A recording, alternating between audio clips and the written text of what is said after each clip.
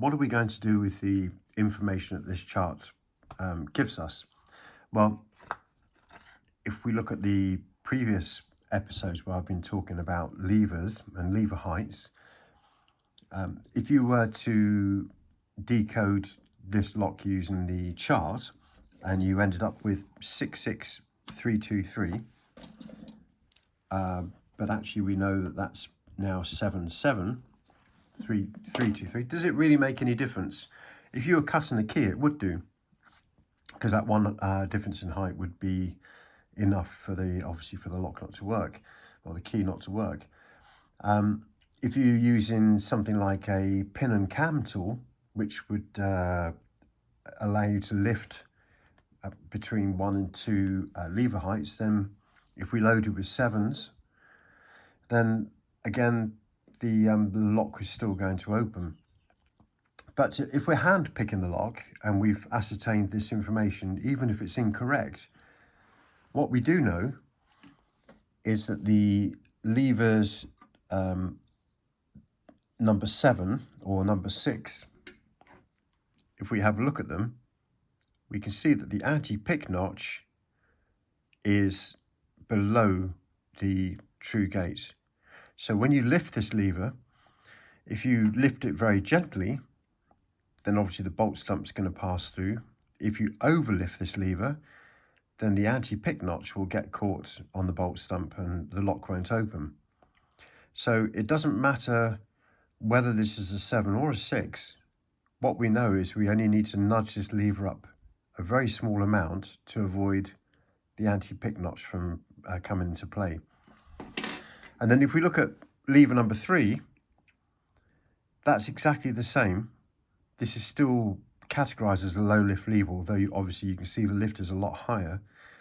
But when you lift this lever, again, the anti-pick notch is if you lift the lever too high. So this one, we can nudge this lever up, up, up, up, up. And when we've lifted it up and we've got to the true gate, that's good.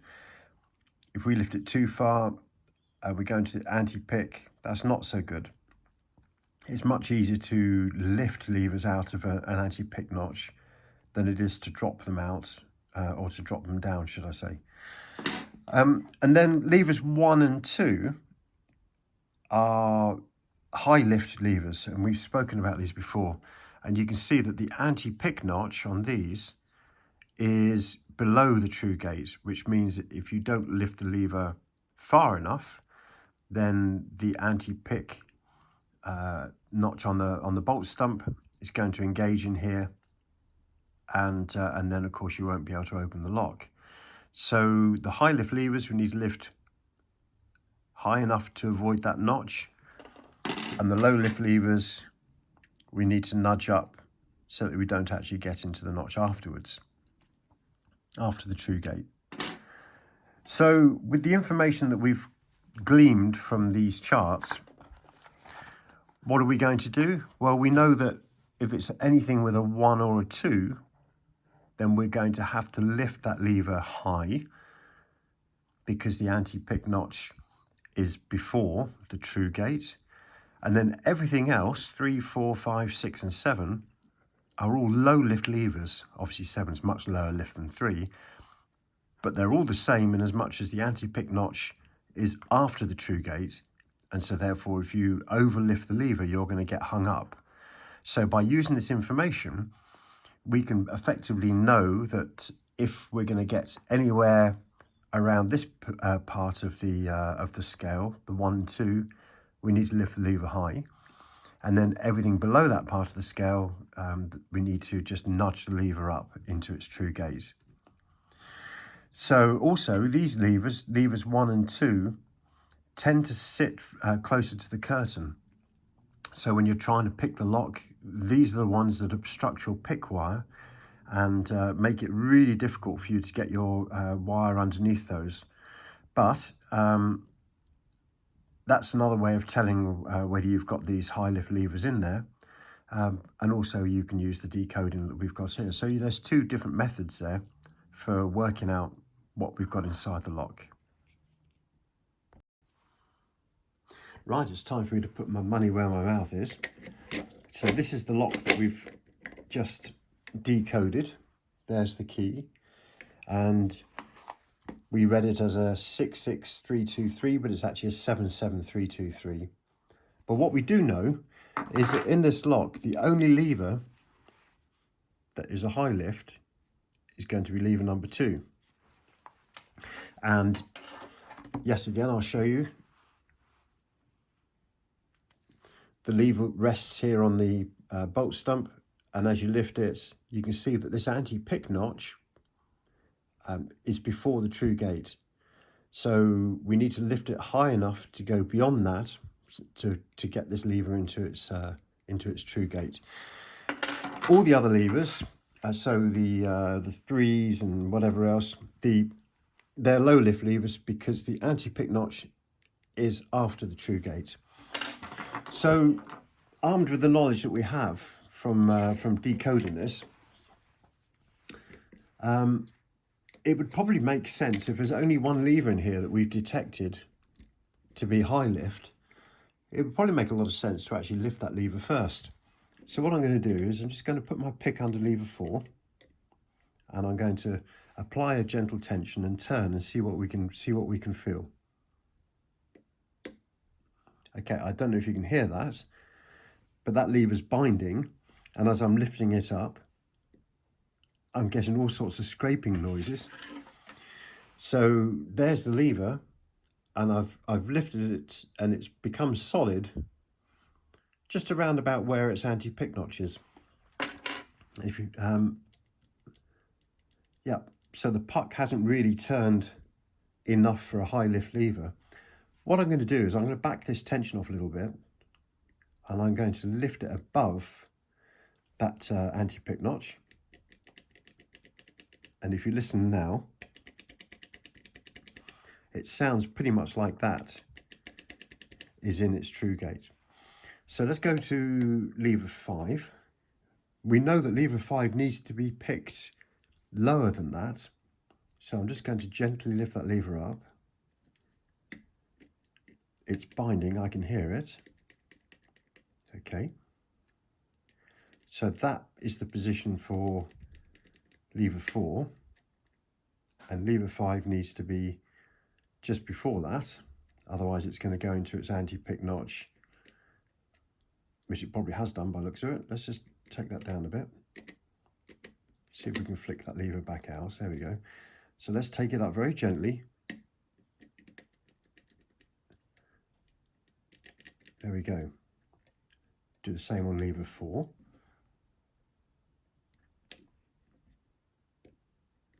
Lever 4 is binding. I'm going to back the tension off just a little bit because we don't want the lever to jump. We want to be able to lift it in a controlled way. There we go. So now lever 5, 4 and 3 are all tapping. The only difference between them is that the lever 5 and 3 were lifted up to the true gate, and lever 4 was lifted beyond its true gate. So now we've got 2 7s left in the lock, and the 7s are really, really low lift. You've virtually just got to get the pick wire underneath them and tap them. So let's go to lever 2. That's your number 2, and I'm just going to give it a very gentle touch. And then lever 1. Lever 1 is bound very heavily, so I'm just going to give it a little touch. We don't want to go too hard at this, otherwise it's going to jump beyond the true gate and go into its anti-pick notch. So back the tension off ever so slightly. Just tease that into, there we go. And then, right, so those front 2 levers are set. Lever 5 is set. Lever 4 is set. And now lever 4, sorry, 5 and 3 are set, and lever 4 is actually in an anti-pick notch because it's solid. So, and the lock hasn't opened. So I'm going to back the tension off and see whether we can just, encourage that to jump above where it needs to be. There we go. So now we've got that high lift lever in its gate. We've got a low, we've got the low. Okay, let's set lever 1. Set lever 2, back to lever 1, very gentle tension now. And we've got the lock. So we followed a very logical process there, from the decoding of the levers to understanding where the anti-pick notches were going to be. And then we applied that to how we pick the lock. And as you can see, the lock is opened. And while I've been talking to you, it's all done with the explanation in under 6 minutes. So, so it is a valid method, and it's a very good method for practicing. When you're on the door though, in reality, reading the back of the levers is probably going to be a difficult thing to do, unless you are a great engineer and you come up with your own design. What you can do is you can put the wire in without all of the fancy stuff that I had, and you can still move the puck backwards and forwards, and you can look at the angle of the puck. So let's put that back here. So without the graph and the chart and the tape and everything else, you can still decode the lock, but not be quite so accurate, just by looking at the position of the puck on your pick, if you have that, or the handle on the wire. And you can see here that if I move that all the way out, that is going to be the equivalent of a 3, the equivalent of a 2, the equivalent of a 3. And then when we get to the really low lift levers, you can see in this part of the lock, there we go, you can see a 7 is pointing up to the sky virtually. There we are. So that's what a 7 looks like, and that is what a 3 looks like. A 2, 3, 2, 3. So even without all of that paper and tape and bits of cardboard stuck on, you can still work out whether you've got a high lift or a low lift based on the position of this puck. So there you go. That really is the penultimate video in this series about the Fortress anyway, because you can see this technique, and with a bit of practice and using all of the picking methods that we've discussed, there's no reason why you shouldn't be opening these and feeling really confident when you find one in the door. And once you've mastered this one, you can then start moving on to the more complicated locks, more complicated mortise locks, establishing the techniques that you need to be able to open those. All right, well, I really hope this has been useful. Thank you so much for your support, guys. And yeah, I'll see you next time. Cheers and bye for now.